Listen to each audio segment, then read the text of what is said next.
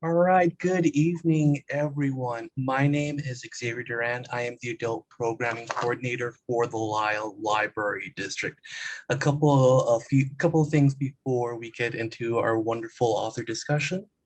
Um, First, we are in webinar style format for our Zoom meeting, which means that only myself and our phenomenal author, Mary Kubica, are the ones with both our camera and our microphone on. If you would like to ask a question, please do that in the chat section in the Zoom or under the Q&A module, and we will get to that at the end of our discussion. Second thing, if you, if you're here, that means you get a wonderful copy of The Other Misses by Mary Kubica. This is available for you at the connection desk at the Lyle Library District, or you can schedule a curbside pickup if you're still feeling a little anxious about coming into the library. With that said, let me go ahead and introduce our wonderful author, our New York Times bestselling author. Mary Kubica is New York Times and USA Today bestselling author of 7 suspense novels, including The Good Girl, Pretty Baby, Don't You Cry, Every Last Lie, When the Lights Go Out, The Other Misses, and Local Woman Missing. A former high school history teacher, Mary holds a Bachelor of Arts degree from Miami University in Oxford, Ohio, in history and Latin American literature. She lives outside of Chicago with her husband and 2 children. Her first novel, The Good Girl, was an Indie Next pick in August of 2014, received a Strand Critics nomination for Best First Novel, and was a nominee in the Goodreads Choice Awards and debuted Goodreads author in the mystery and thriller genre in 2014. Mary's novels have been translated in over 30 languages and have sold over 2 million copies worldwide. She's been described as a hell of a story writer by Kirkus Review, a writer of Vice-like Control by Chicago Tribune, and her novels have been praised as hypnotic by People magazine and thrilling and illuminating by the Los Angeles Times. Crowned the Caesarina of the Twist by Becky Anderson of Anderson's Books, please welcome the phenomenal Mary Kubica. Aw, thank you, Xavier. What a lovely introduction. I'm so excited to be here. Thank you for joining us. Yeah, there's so much on your plate. You have book 7 out, Local Woman Missing. Many of your, I believe 3 of your books are currently in talks of being adapted for the screen. Um, what have been some of the difficult lessons that you have learned with dealing with being a best-selling author and working all of these adaptations to the screen? Yeah, like you said, 3 of my books are they've all been optioned for film. The Good Girl is the first one, and that's being made into a limited TV series by Gray Matter Productions. And I think that one of the biggest lessons that I've learned about having your book adapted for screen is patience, because it's a very slow process.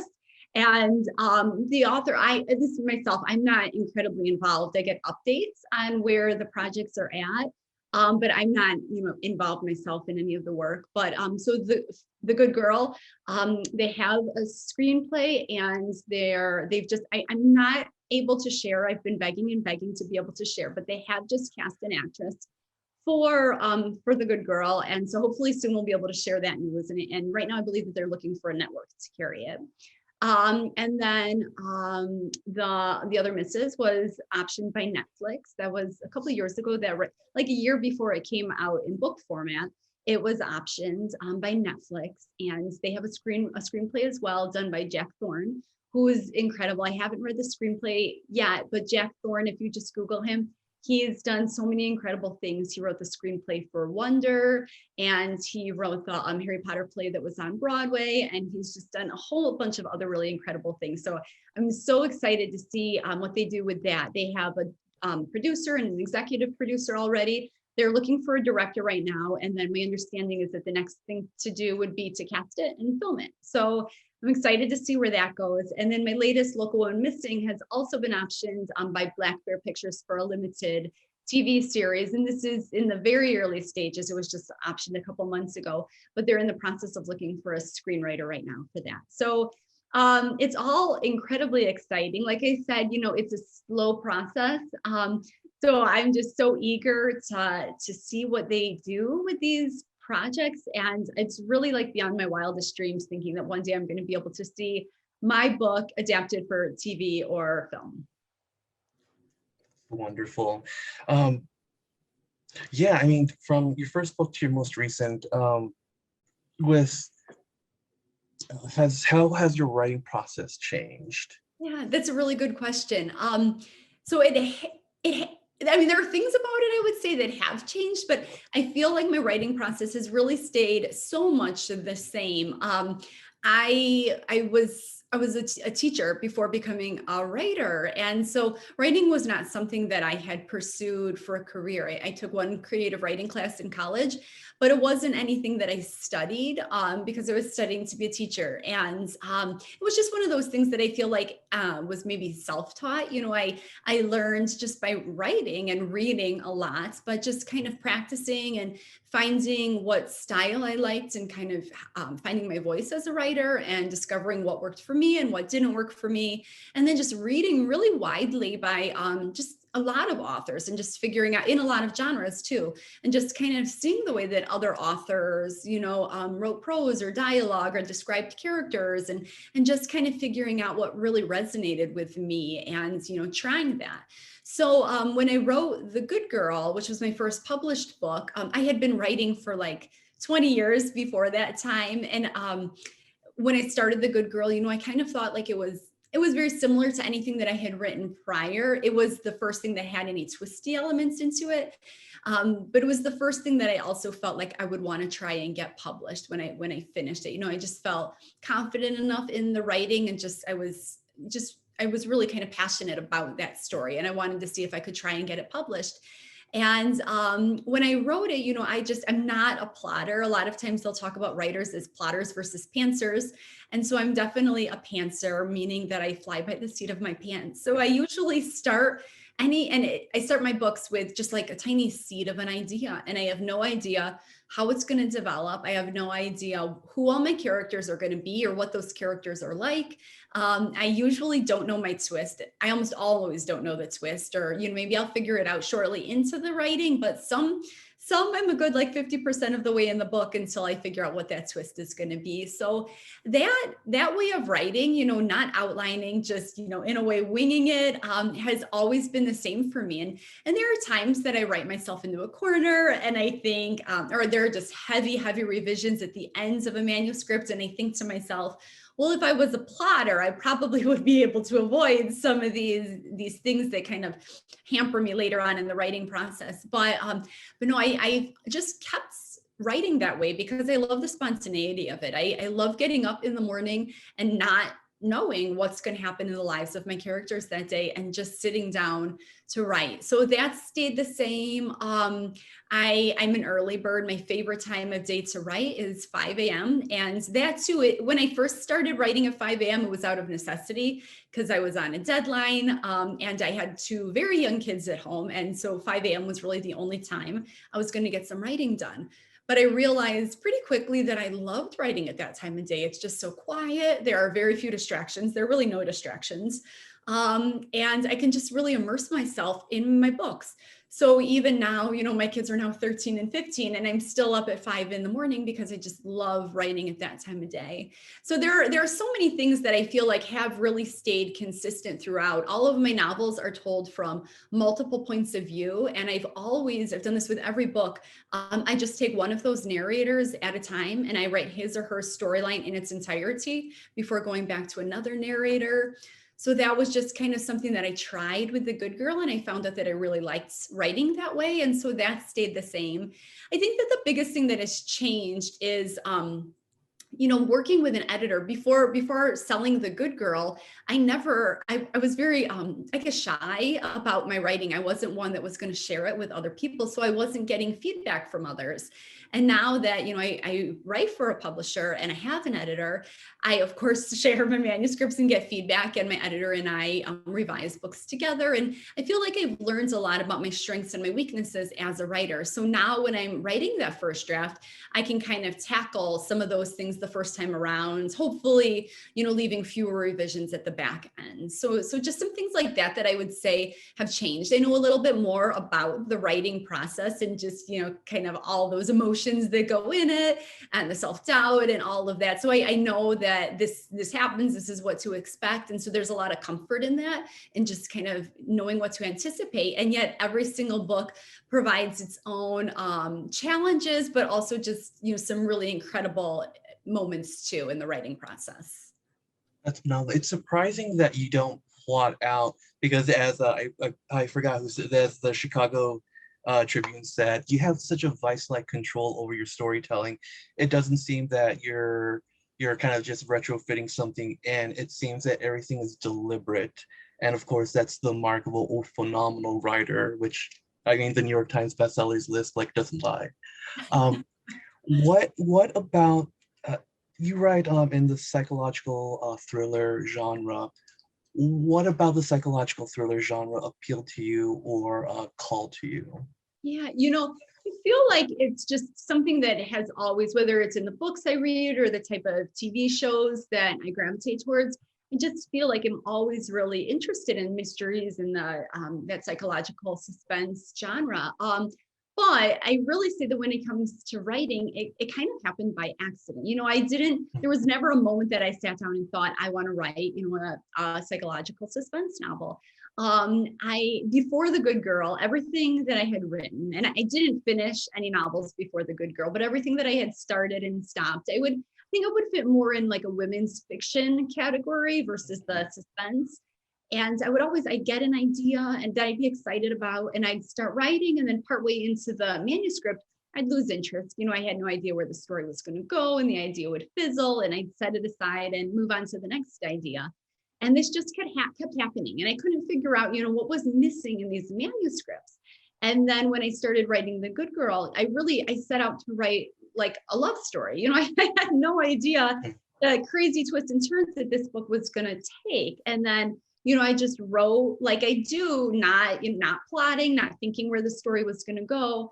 And kind of unexpectedly, the characters started doing darker things. And I started to understand that there was like, a little more to this book than a love story. And it was very, very spontaneous. I didn't see it coming. But once that book started to turn into a mystery, and I was able to just really get deep inside those characters' heads and have a twist and lay that breadcrumb trail for the reader and create red herrings, I was so excited. I felt so passionate about that book, like I said earlier. And I knew then that was what was missing, and everything I'd written prior was those twisty elements. So I knew then that I'd found my niche, but like I said, it wasn't ever that I set out to write suspense. It was more that it just happened by accident, but I knew that it was right for me. Yeah, no, I get super excited with the twists and the red herrings. It's quite obvious your enthusiasm for that writing and for that structure. Yeah, it's phenomenal. Have you ever thought of revisiting those stories that you were halfway finished, and have you ever thought of maybe adding those things that you enjoyed about writing into those old stories that you lost interest in? I do sometimes. Just because I know that there was a point in time where I was really excited about all those ideas, and suspense novels, I feel like they're not that far removed. It's just, they're everyday people like you or me, and then something happens that really kind of turns their world on end. And so I feel like it would be very possible to revisit some of those stories and kind of add those twisty elements into them. And I think about it every time, that I'm about to start a new project. I do think, what do I have in that drawer over there, that might be worth revisiting. Yeah. Let's go to your most recent baby, as they say, Local Woman Missing. Tell us about the story. Yeah, so Local Woman Missing is it takes place in two different time periods, 11 years apart. So in one, the 11 years prior, two women and a little girl, 6-year-old girl, go missing over the course of just a couple weeks from the same community. And there's an investigation into their disappearances, and the police do uncover a few things, but ultimately, you know, these cases go cold, and kind of that's the end of that. But then 11 years later, the little girl who was 6, she's now 17, suddenly returns, and she's been held in captivity for all this time. And you know, now that she's back, everybody wants to know where she's been, who was holding her, and where are the others, and how are these disappearances connected. And how did you get the idea for Local Woman Missing? Yeah, so it started just like I said, you know, with this tiny seed of an idea. And for this one, I was thinking a lot about people who go missing, and, you know, if they return. I feel like for the general population, you know, what we hear, what the story that the media tells kind of ends with their return. We never really get a chance to hear what it's like when they're reunited with their families and reacclimated into society, and how difficult it would be for a person who had been in such a terrible situation to learn to trust and move on and things like that, and just kind of, you know, get back into their life. And so that was sort of where the story began. And so I start the story with this character named Delilah, who is in captivity, and she's trying to find a way out. And you know, I wrote her whole story, and then, you know, I knew, of course, that this was only going to be a part of a much bigger mystery. I didn't know when I started writing it, you know, that this was ultimately going to be 3 missing people. I didn't know, you know, until it happened on the page. So I always, one of the next questions that I always ask myself when I'm writing is, who can tell this story best? And so that was, you know, the next thing that I kind of deliberated on a little bit. And I ended up with 4 narrators for this book. We hear from Delilah, this girl who went missing, and then her mother Meredith. Her brother Leo narrates a little bit when she returns, and then we also hear from a neighbor, Kate, because I wanted kind of a look at this family, but from a distance, you know, somebody that might have a different perspective of this family than, you know, somebody living inside the house. So I settled on the 4 of them, and like I said earlier, you know, I wrote one of their storylines in its entirety, and then would go back and write another one. And as I did, I got to know the characters more. I got to know the plot more, you know, and I was able to just kind of add to it and figure out how these storylines were going to go together and overlap and things like that. Well, yeah, I will say that I think Local Woman Missing, I completely finished that throughout the Memorial Day weekend. Because of COVID, I think my mind was just, it couldn't process a book whatsoever. And I think Local Woman, and I told you this before we started, Local Woman Missing was probably the first book that I've read since the start of COVID, and the book that I think just reminded me of how wonderful books can be, and their potential to be absolutely wonderful. So thank you for writing it. I want to talk about your research into your books. In Local Woman Missing, you discuss doulas, which has been the thing that stayed in my mind because of the idea of doulas advocating for the person giving birth, especially when they're in the hands of a doctor who you're supposed to trust, but sometimes might have the not best bedside manner. And as I was reading this, it just connected with so many articles that I've read about patients and doctors and patients being mistreated. I just wanted phenomenal discussion of doulas in the book. I just want to talk about your research. How do you go about researching and your research process? Yeah, absolutely. So I actually have 2 really good friends who are doulas. So I was familiar with, you know, being a doula and some of the situations that they encounter kind of going into writing this book. I made one of my characters, Meredith, a doula. It was semi by accident. You know, she was missing, and her husband wasn't immediately panicked, you know, and I needed kind of a rationale as to why her husband isn't immediately panicking. And I thought of one of my really good doula friends who, you know, who's always getting called to a birth in the middle of the day, in the middle of the night, and she drops everything to go assist this woman in labor. And so I started thinking about her, and well, maybe my character could be a doula, you know, and initially when I thought of the idea, I thought it was going to stay in the background. You know, I didn't realize that this character being a doula was going to really kind of come to the foreground of the book and be a really important part in the story. But I started doing some research, and as I started to come across, more and more abuse, neglect that happens in situations like that, and how a doula was there to really advocate for their client and kind of be that intermediary between the doctors and the patients sometimes. And it was really eye-opening to see just some of the experiences that women had in hospitals with their physicians. And I know from my own experiences, I didn't have any sort of mistreatment, but I noticed my daughter was born in Omaha, which is, it was a smaller town, smaller hospital. I saw one doctor and one nurse the length of her labor, and it was very personal, and I felt so supported. But then my son was born around here at a busy hospital where I saw countless doctors and countless nurses, and getting a nurse to come in and check on me was difficult. And so I started to realize how wonderful it would be to have a doula, somebody that's there just to support you.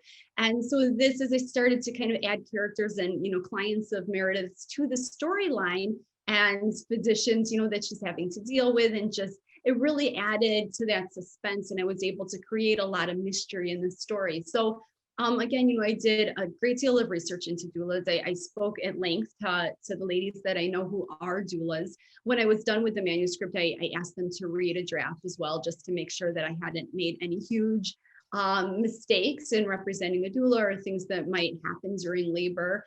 And so that was really, really helpful. And I've noticed, it's something that I feel like you don't see very often in books. So it seems to really strike a chord with many readers. Yes, absolutely. I think was it again, like it's an apt description to be thrilling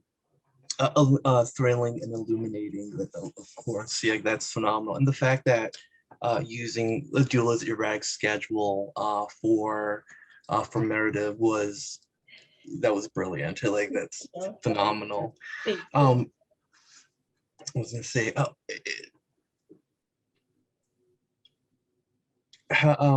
in terms of just research, I know the thing that's coming up now is, or rather the thing that's in mode right now, are true crime podcasts and true crime shows. Are you a fan? Are you a fan of those mediums, of those genres? I am. I think Serial was the first podcast that I ever listened to. And for the longest time, I think it started with a conversation with a friend. And I think I was saying that I didn't think I'd ever have the attention span for a podcast or an audiobook. And she convinced me to try Serial. And I was in the car driving. This was a couple of years ago. And I was driving, I think, to Iowa for a book event. And I didn't want to get out of the car when I got there. I mean, I was just so hooked and fascinated. And it was actually a podcast, true crime podcasts, especially, were kind of like where I started. And then I transitioned into audiobooks. But I love watching them on TV too. I feel like during this pandemic, and as many people have been doing, my husband and I have been binge watching true crime documentaries on Netflix and things like that. I'll Be Gone in the Dark was one of it was just so powerful, both the book and the documentary that was on, I want to say HBO maybe for that one. That was, I don't know if you've had a chance to read or watch the documentary, but it was incredibly powerful. Just the story itself, the crime, but the lengths that this author went, Michelle McNamara, went to hunt this killer and rapist herself, and just how involved she got, and really how much of herself she sacrificed for that story. So I feel like I'm fascinated with true crime. And I think that, for so many of us, it's these people that are becoming victims are not that different from any of us, and I think that that's kind of what it terrifies us, but it fascinates us too, because it's happening to somebody else. It's not happening to us. So there's some safety there, but I do think it also makes us a little bit more aware that these people are not that different from us. Yeah, and I always was it going back to Local Woman Missing? There was a scene with I believe a character named Delilah, and this character is proactive in terms of trying to get herself out of a situation where she is. And one of the things that kind of I thought that's very, I said to myself, that's very smart. Finding a rough edge on a toilet to sharpen a spoon and to be used as a weapon. Yeah. It the characters are kind of fighting rather than um, staying passive to whatever's happening to them, and I appreciate that. Yeah, and I think secondary to the doula research I did, could Delilah truly sharpen a spoon? was what I did the most research on second, and I was so close to literally doing what she did to see if it would work. But I did some pretty extensive research online to see, yes, that this would work, this was possible. But that's, there are a lot of victims in this book, but to your point, they're fighters too. Yeah. Was gonna say, so let's go back. Let's go back. Before you were a writer, what were you? We understand that you were a history teacher. Did that your background in history and American literature, and also as a teacher, did that affect how you were a writer, or does it affect you?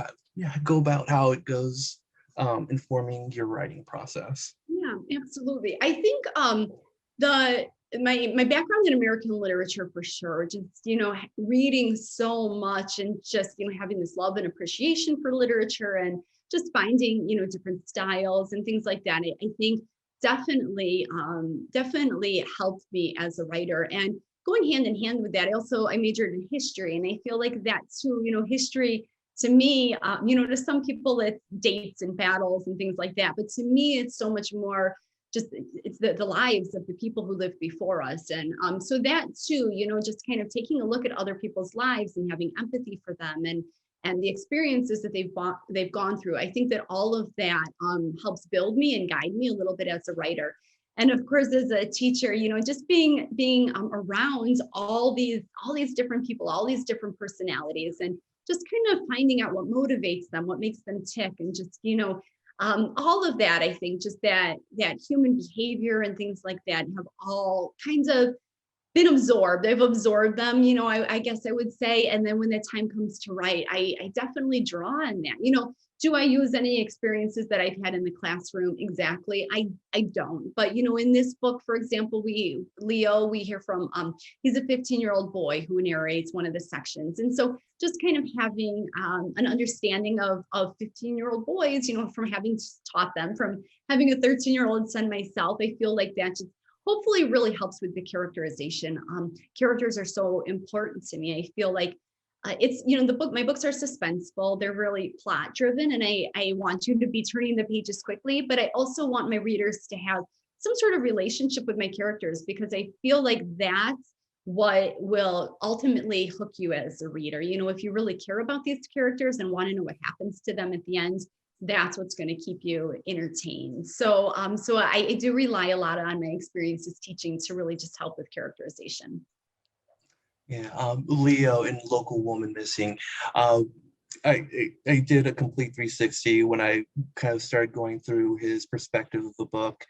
Throughout the book, at first I was like, man, you're like, this isn't about you right now. And then realizing that he is an incredibly empathetic individual who, sure, there's things going with him, but once he starts seeing what's going on, I think things change, things in his head start moving, and I think he it becomes such a very well-rounded character. And I think it speaks to developing these characters where like, oh, I hate you, and then ultimately being a character that I can't leave anymore. Like it's I'm too invested in him now. With your characters, with Local Woman Missing, The Other Misses, as well as The Good Girl, as well as all the wonderful books in between, do characters stay with you? And if so, which ones and why? Yeah, that's a great question. They do. I feel like at the end of every book, there's kind of a mourning period, and then when I start a new book, because it takes time to get to know a new character. And I think there's I don't know that resentment is the right word, but I feel like I don't know these new characters, and I'm like, I wish I could still be writing Leo. So there's definitely that. I feel like the characters that always stay with me the most are like the underdogs. In Local and Missing, I would say Leo and Delilah for sure. And in The Good Girl, I would say Colin, and Pretty Baby, I would say Willow. There's somebody that I just feel like is always the underdog. They're fighting for people to see them as they truly are. And those are the ones that really, they've usually, many times they've had some really dark past. And I feel like those are the ones that really stay with me. I know you mentioned that with you had past projects, you would get halfway through and then sort of leave until you discovered it's the psychological thriller. Have you tried working outside of psychological thriller after learning about your the fondness for psychological thriller genre? So I haven't actually tried, but having been a former high school history teacher and having majored in history in college, I love history. And I love reading historical fiction. When I'm not reading psychological thrillers, then I'm definitely reading historical fiction. So that's one that I've never tried it, but I think about it so often. Even if it was kind of a mix of a mystery / historical fiction, I think I'd love to someday try my hand at it. I feel a little intimidated though, because when I do read historical fiction, these authors, the way that they just completely transport you to, whatever time frame it is that they're writing about. And it's not, like an information dump. You're just fully immersed in, the Great Depression or World War II, whatever it is that the characters are living through.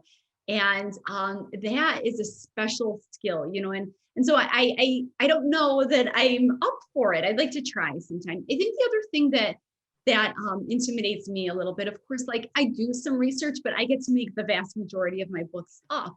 And it allows me to just really sink into my characters and into my story. And sometimes if I was having to do extensive research while writing, I worry that constantly like leaving the manuscript to go do some research, to then, finish this page and then go do some more research. I wonder if that kind of back and forth between the research and the writing would be too much of a distraction for me. But all that said, it's on the bucket list. I think one day I would like to try it. And speaking with the writing process, you talked about how you would write one perspective through and then go back and write another one. How do you make sure that everything kind of fits? There isn't like any gaps, or how do you go about making sure the clues that you want to stand out or hide, or the red herrings become concealed until the right time? Yeah. So that takes definitely some finessing. So I when I write my book, but it's like 3 or 4 files on my computer because it's one for each of the narrators. And then I will literally, I'll go to FedEx or whatever, and I'll print all of that, and I'll have my stacks of paper for each of the narrators, and I'll kind of start shuffling it together in the way that I think it should go, the way that it would make the most sense to me. Inevitably, I do have to move things around because when it all merges back together, things might be being revealed at the wrong point. So I have to move a few things around. But I love writing that way, because I feel like I figure out a lot of the plot when I'm writing that first narrator. Just as I'm getting his or her storyline going, I can figure out a good number of things. And then when I'm writing the next person's narrative, I can start thinking, okay, well, how is this going to overlap with that first person? And how can I kind of connect them in different and mysterious ways to kind of build that tension? And and then same with, the third and the fourth. And the reason I love writing this way is just because, again, character is so important. And I feel like if I'm just focusing on one narrator at a time, I can really develop his or her voice. I can be totally true to that character. I worry that if I was bouncing back and forth from chapter to chapter between narrators, that I would lose their voice, that ultimately they would all sound,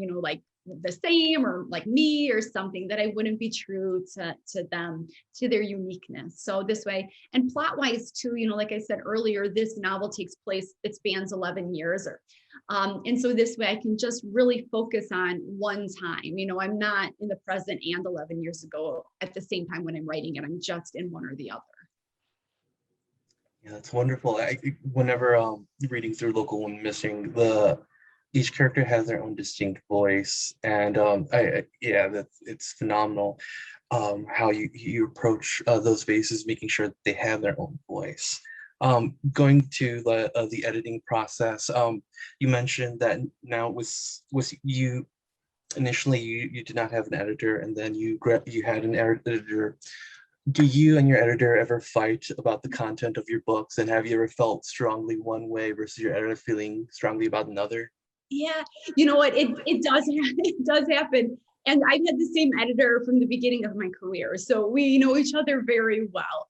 And we do, we don't fight, but we don't always see eye to eye. I'll say that. And and it's one of those things. I feel like the editing process is a little give and take. She's very the story is always very personal to me, but she's very in tune to what works for readers, what might cross a line for readers to the point that you're going to lose readers. And just, what is very kind of popular and in right now. And I feel like a lot of our edits oftentimes do come down to characterization, because when I write my stories, I feel this deep connection to my characters because I spend so much time with them.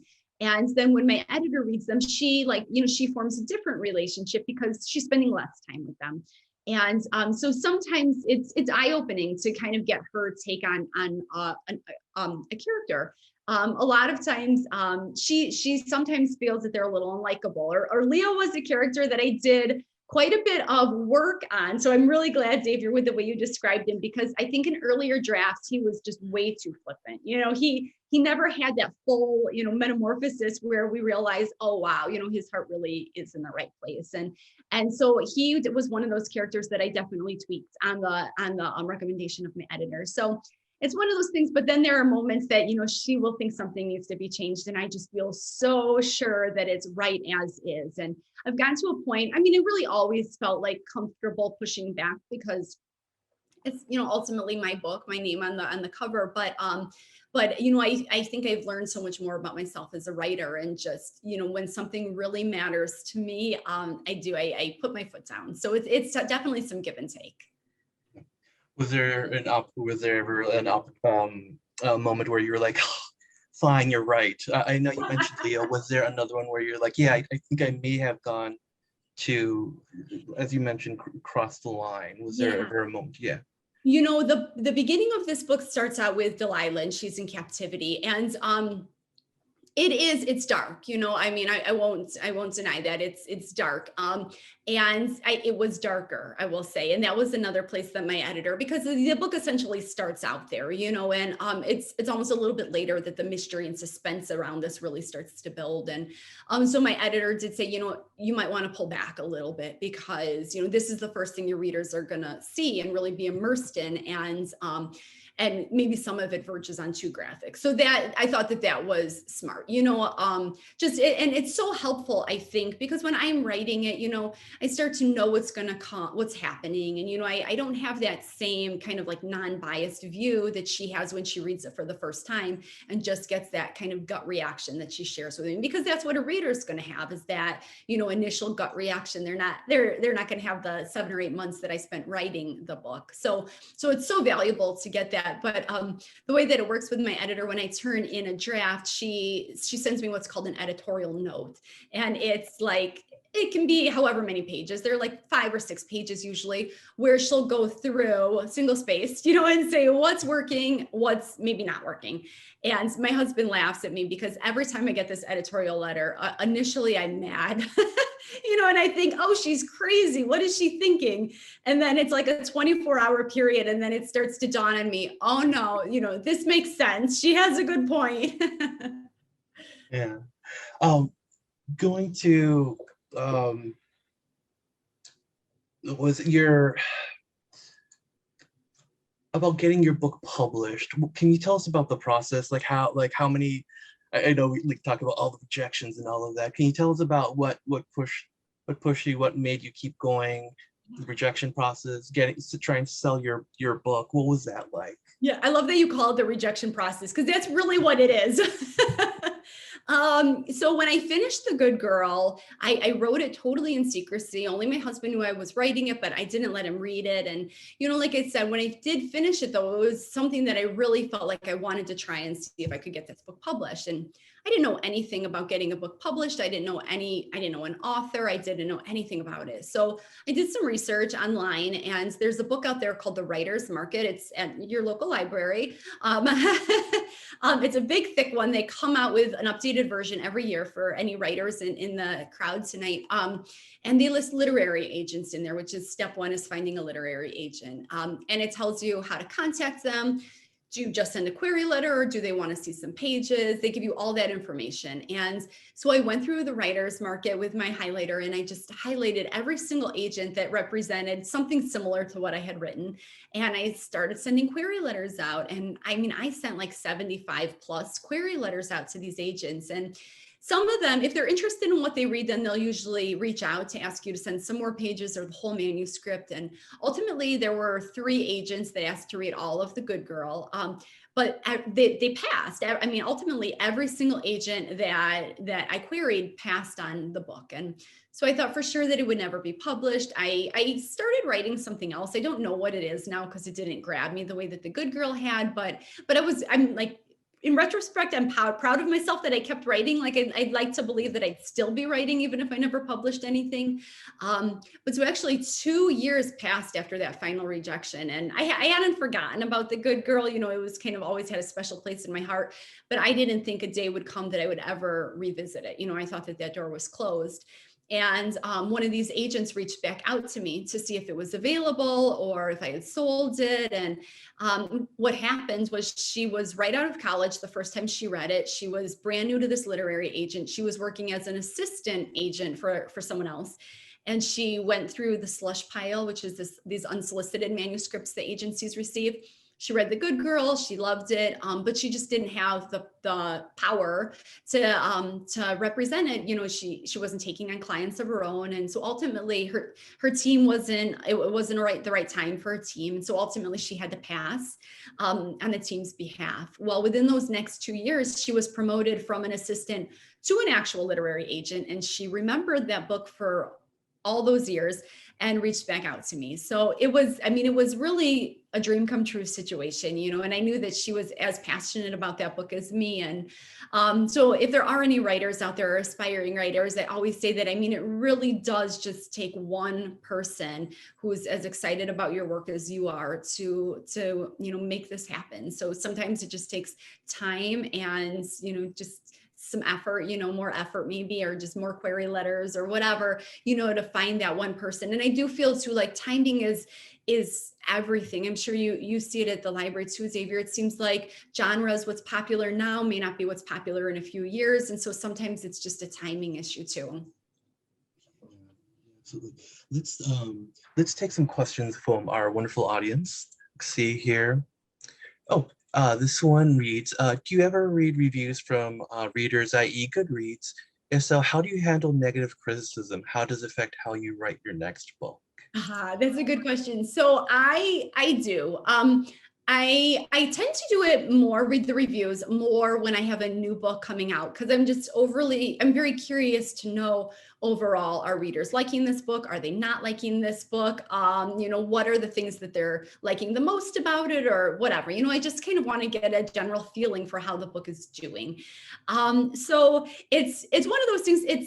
It's hard, you have to kind of grow some thick skin, I think, to be in this business, because of course, you're writing a book that you're putting out there and people are going to say all sorts of things. And the vast majority of it is so overwhelmingly positive that, I have to, everybody has their own opinion. There will always be bad reviews. So I really try not to let them get to me. I think one of the best pieces of advice that someone ever gave me was to think of your favorite book ever, go to Goodreads and read the 1-star reviews for that book, because every single book has them, and it's so subjective. What one reader loves, another reader doesn't love, and vice versa. So I never use the reviews to kind of guide my later writing. The reviews for me are just kind of they speak to that book and what readers may or may not have liked about that book. But for me, ultimately, like, I write the book that I would want to read, because I feel like that's how I can make them my very best. Wonderful. Let's see. Another question. Does Local Woman Missing take place in Naperville? Naperville. From the references in the novel, it sure seems like it.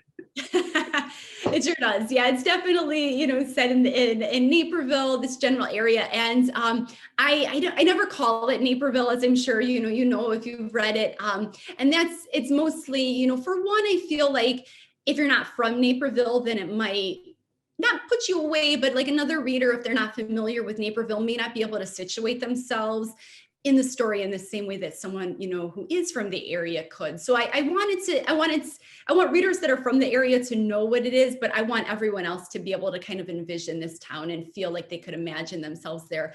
I also take some liberties with it, so and it's in small ways, but if you're from the area, you might know, that street doesn't go there, or this doesn't happen. So I leave it a little vague so that I can kind of do with the area as I need to do to make it to work for the story.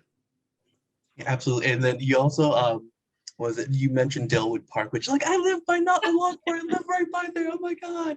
And you've also added the detail of finding particular person by that there's a dam there, which I know it's always, if you know, it's always like, that's wonderful. I love it. Let's see. Let's see also. Okay, I think this may have been answered, but I have a question about the setting of Local Woman Missing. Also, does Mary have experience with a doula, or where did she get the idea of the character of Meredith? Yeah. Let's see. Okay, in Local Woman Missing, the shock factor in the first chapter with the child in captivity was difficult to read as a parent. Do you feel that perhaps there would be a warning to or do you feel that perhaps there be a warning to future readers? I don't know, honestly. I don't know that books do that. I do know that if you're someone that's on Goodreads, or if you follow Bookstagrammers, I have seen a lot of reviews that will have kind of trigger warnings on them. And so they definitely do talk about, child abuse in this one. So that's maybe something if that's something that you want to make sure that you steer clear of, like you could definitely go on Goodreads and see, what are some of the other reviewers citing as kind of trigger warnings on the book. I don't know that publishers themselves kind of have those trigger warnings on the books, but that would be my recommendation. But with this one, it was, I knew that Delilah's story is very dark there at the beginning, and that was, like I said earlier, I did try to temper it a little bit. It's a tricky situation because I wanted the reader to really feel for her, and I wanted you to have a good grasp on this situation that she had been through. I also, as we were saying earlier, Delilah's such a fighter, and the fact that she's able to get herself out of this situation, I think, speaks volumes to her as an individual. So, she's part victim, but she's like part hero survivor to me too. So, while it is so dark, I feel like it also kind of transitions into something more powerful and hopeful for her. Another one, in Local Woman Missing, which character did you, the first characters that you wrote through before going to your next narrator? So which one, like in which order did I write the narrators? Yeah. So I wrote Delilah first, and then I wrote Kate, and then I wrote Meredith, and I wrote Leo last. And it's, this is one of the books that I feel like usually when I write, with multiple narrators, there's I like them all, I'm like touched by all of them, but there's one of them that I just feel this strong emotional connection to. And with Local Woman Missing, that wasn't the case. It was interesting the way that I felt a connection to all of them. And I know a number of people have asked me, well, which one did you feel the most connected to? And it's so hard. I will usually say Meredith because she's a mother, and she's a working mother, and she's trying to make it all work and do good at this. And I mean, she gets herself in a very kind of suspenseful situation. But I feel like she kind of resonated with me for that reason. But I just connected on a very emotional level with all of these narrators. Yeah. Let's see. In Local Woman Missing, Leo sounded like a real teenager with resentment, suspicion, self-deprecation, feeling ostracized. However, was the character Bea written always, sorry. However, was the Bea character always written as a woman with her intimidation? It's almost like she could have been a man. No, they were all written as, I don't think any of them, like I said earlier, maybe some of the characters were softened a little bit, but there were no huge changes to any of the characters in that way. And then on average, how long does it take you to complete a book? So it varies from book to book, but I would say, and COVID doesn't count because COVID is doing terrible things to my creativity and focus. But before COVID began, I was publishing a book about once a year. So it usually will take me, I would say like 7-ish months to turn in a good solid draft that I feel comfortable sharing with my editor. And then she and I spend the next couple months going back and forth and just cleaning it up. And it's such a great process, getting somebody else's feedback. But the other thing that I find so helpful is that when my editor has the manuscript, which might be like for a month at a time, because my book isn't the only one she's editing. And that time that I have away from it is so great to kind of like refresh myself and clear my head. And when the book comes back to me to work on the next round of revisions, I feel like I can just see it in a totally different light. And it's so helpful. So that revision process is great for two things, for the feedback, but also the break that I get from the manuscript during that process. See, I totally enjoyed all your books. I find it amazing that you've written your books, as you say, by the seat of your pants.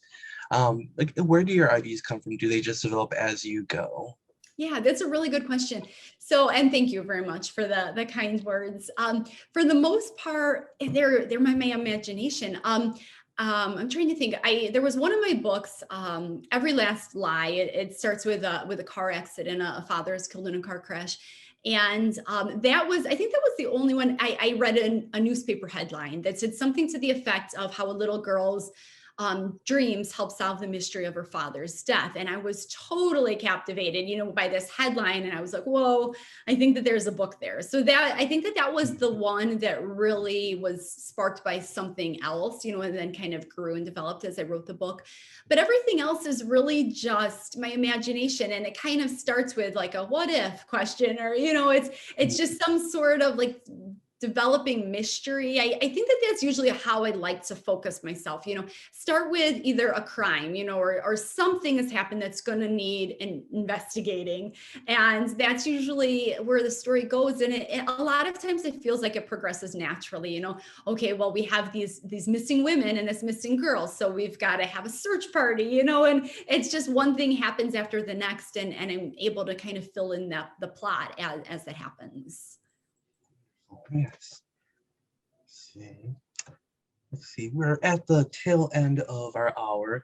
So one last question. Again, stealing this from the New York Times Book Review. You can have a dinner party with 3 other famous living individuals, living or dead. Who would they be?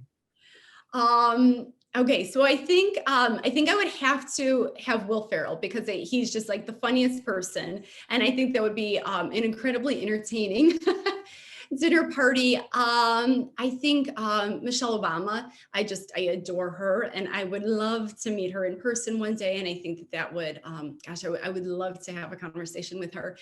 And I would say Damien Rice. He's a singer-songwriter. He's my favorite. I don't know if you're familiar with him, but he's my favorite. I've adored him for years. So I think I would love to have him come. I'd love to talk to him, but I'd also love for him to sing and entertain us a little bit during this dinner party.